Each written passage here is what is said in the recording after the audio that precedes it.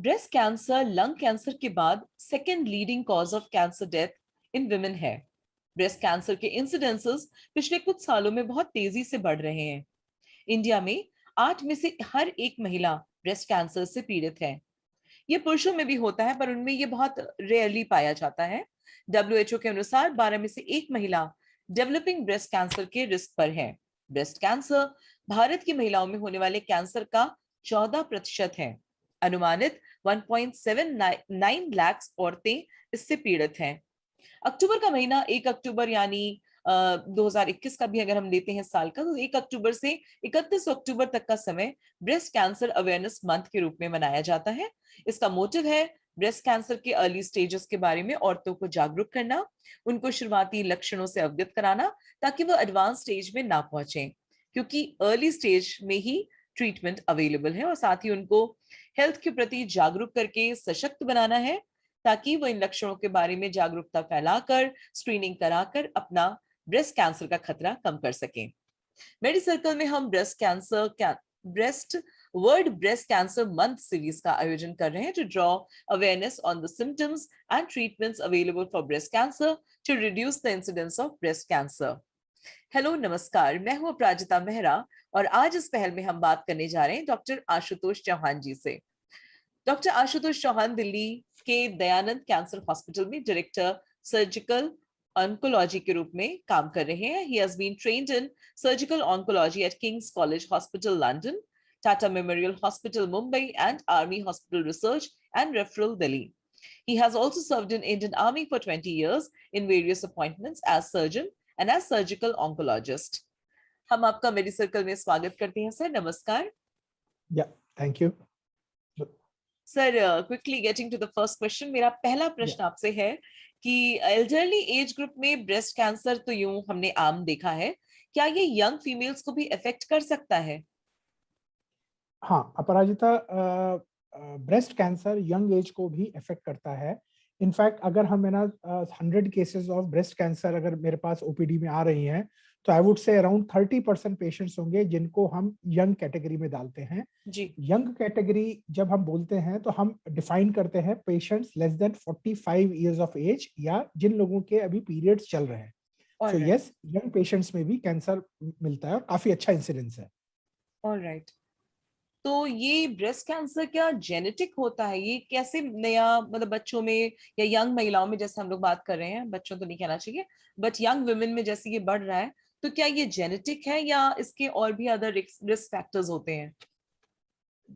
Breast cancer के हम दो ब्रॉड ग्रुप में रिस्क फैक्टर्स बताते हैं। Genetic causes account for less than 15%। Out of 100 cases 15% में ब्रेस्ट कैंसर होता है, specially breast cancer in young. And another जो broad risk factors is about oestrogen effect on the breast.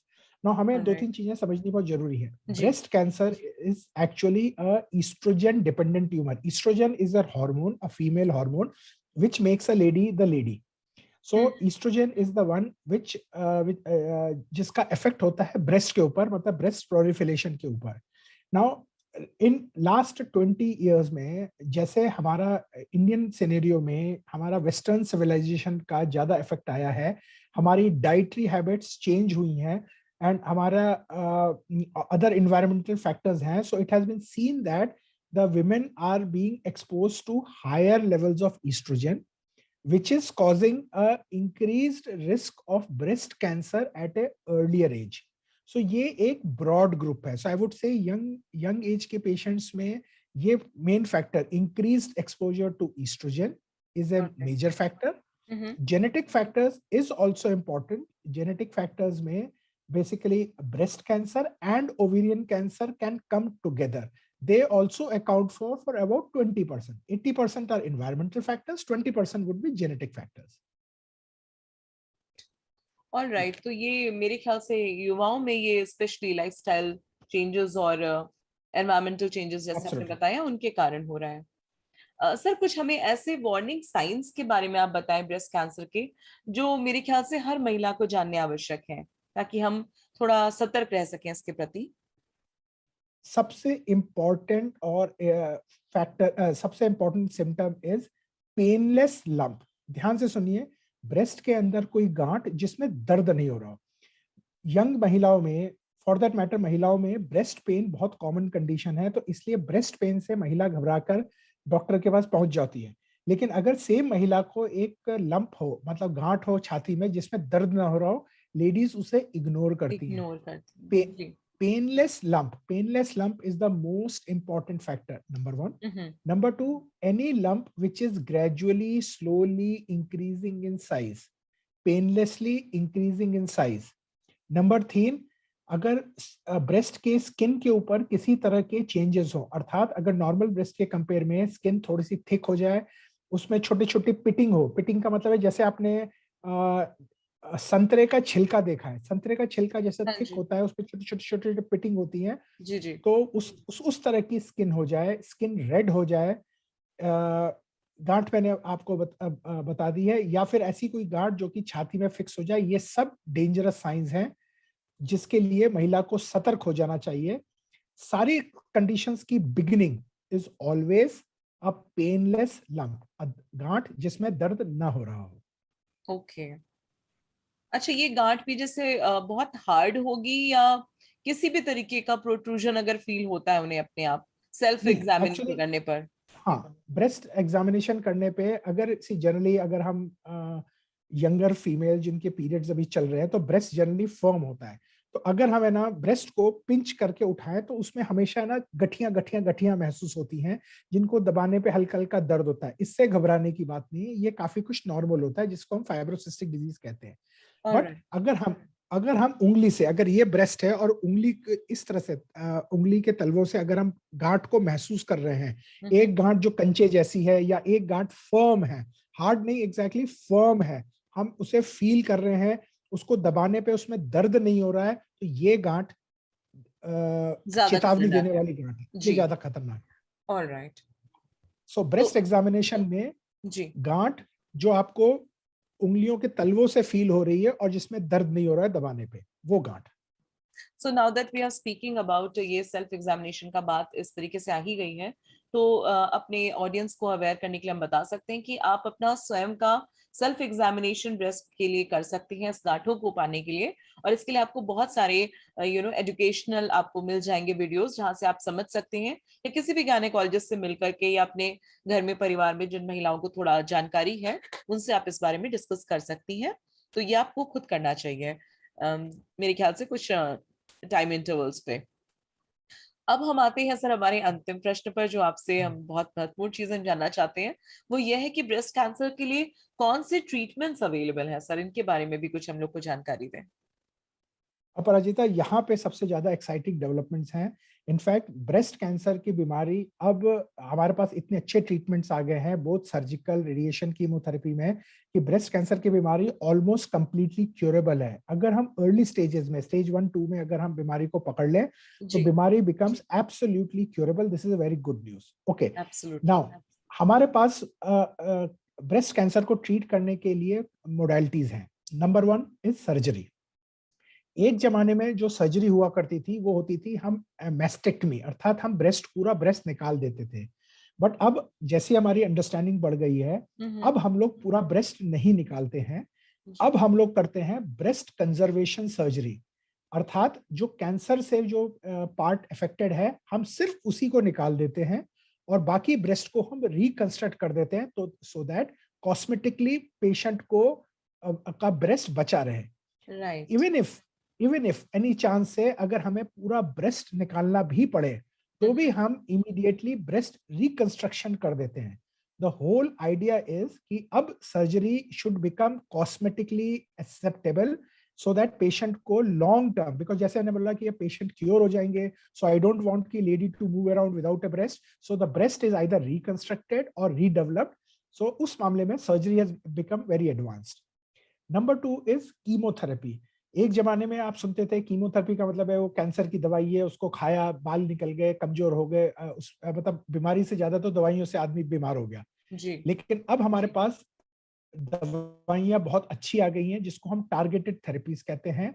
हम लोग surgery के बाद जब ट्यूमर को निकालते हैं तो उसको हम बड़ा डिटेल में एग्जामिन करते हैं एंड हम एक टेलर्ड कीमोथेरेपी देते हैं, अर्थात हर पेशेंट की कीमोथेरेपी, उसमें दवाइयाँ, उसकी dosage is absolutely tailored to the patient की रिक्वायरमेंट। इट इज नॉट कि one shoes size fits all, no, it is a tailored chemotherapy जिसका इफेक्ट नंबर 1 बीमारी पे बहुत अच्छा control and number 2 side effects कम होते हैं। Moving on to next thing, हमारे पास रेडिएशन। रेडिएशन में हमारे पास अब एडवांस टेक्निक्स आ गई हैं। हमारे पास ब्रॉडली स्पीकिंग पहले हम होता था लाइक कारपेट बॉम्बिंग कर दी कि पूरे ब्रेस्ट और ब्रेस्ट एरिया को हमने रेडिएट कर दिया और वो एकदम कॉस्मेसिस खराब हो गई, पेशेंट को साइड इफेक्ट्स हुए। अब हमारे पास वेरी फोकस रेडिएशन टेक्नोलॉजी आ गई है so that only those part जहां पे कैंसर गया हुआ है हम उस पर फोकस करके हम कैंसर को ठीक करते हैं। इसके अलावा हमारे पास इम्यूनोथेरेपी एंड हार्मोनल थेरेपीज भी आई हैं। हमारे ये पता चला है कि देयर आर ब्रेस्ट कैंसर के सर्टेन टाइप्स होते हैं जिसको हम कहते हैं ईस्ट्रोजन रिस्पॉन्सिव ट्यूमर्स। इनके अंतर्गत हम सिर्फ हार्मोनल दवाई, अर्थात हम सिर्फ एक गोली खिलाते हैं और पेशेंट को खिलाते रहते हैं for next 10 years 15 years. So all in all surgery, chemo, medicine, hormonal therapy, ये में रिसेंट एडवांसेस हैं, बहुत सारे टेक्निक्स हैं। जब मेरे पास पेशेंट आते हैं मैं उनको एग्जामिन करता हूं, उनकी सर्जरी करता हूं, उसको ट्यूमर को एग्जामिन करके फिर मैं एक वेरी स्पेसिफिक प्लान लेआउट करता हूं so that complete cure, very good quality of life and very good cosmesis. So that is what we are doing today. And that is really such a wonderful and amazing news to a lot of people, especially women, जो एक stigma सा अभी तक जुड़ा था breast cancer थे कि maximum महिलाएं एक तो हमेशा अपने स्वास्थ्य को जिस तरह इग्नोर करती हैं, पहले तो जाती ही नहीं है और लास्ट स्टेज पे जाने पे उनको हमेशा यही रहता है कि अब वो रिमूव हो जाएगा तो उसके बाद की एक महिला जो होने का, स्त्रीत्व का जो वो अपना फील करती थी कि बहुत बड़ी हानि हो जाएगी उसकी, तो इससे भी आपने एक होप दी है हमारी सभी महिलाओं को कि अब ऐसा कुछ भी नहीं है और एक टेलर्ड लाइक हर व्यक्ति, हर पेशेंट के लिए स्पेसिफिक इलाज अगर हो रहा है तो आपके पास साइड इफेक्ट्स के बहुत कम चांसेस हैं। आपके पास, जैसे सर ने बताया, क्वालिटी ऑफ लाइफ हमारे डॉक्टर्स जब इंश्योर कर रहे हो and we are getting this extremely good this treatment at India, in India, so nothing could be better news than this. Sir आप एक कुछ अच्छा सा मैसेज देना चाह रहे थे हमारे सभी सुनने वालों को, तो मैं चाहूंगी आप प्लीज कुछ कहें। मैं जो प्राइमरी मैसेज देता हूँ कि लोग कैंसर के वर्ड से बहुत डरते हैं, लोग स्पेशली ब्रेस्ट कैंसर के बारे में महिलाएं बहुत डरती हैं, तो मैं जो मैसेज देना चाहता हूँ कि cancer is now curable, cancer is controllable disease and breast cancer specifically is a very very curable disease. So मैं ये चाहता हूँ कि जो पहले जिससे डरते थे कि भाई मेरी दादी को कैंसर हुआ, वो कैंसर से ज्यादा तो इलाज से उनका खराब हो गया, वो सब जमाने ढल गए। अब absolutely normal life is can be assured to you provided आप राइट टाइम पे राइट ट्रीटमेंट लेती हैं। So important thing is, as Aparajita told you, please go for breast self examination. जहां पे पहला कोई सिम्टम मिले तुरंत आप पहुंचिए। स्टेज 1 स्टेज 2 में आपका ट्रीटमेंट हो जाएगा, you will be perfectly fine, just nothing to worry about. So thank you so much for coming on our show, Doctor. Absolutely. You have been amazingly informative and very kind to share your or your valuable time and insights with us here at MediCircle. It was really a pleasure to have you. Thank you so much, sir. Namaskar. Thank you.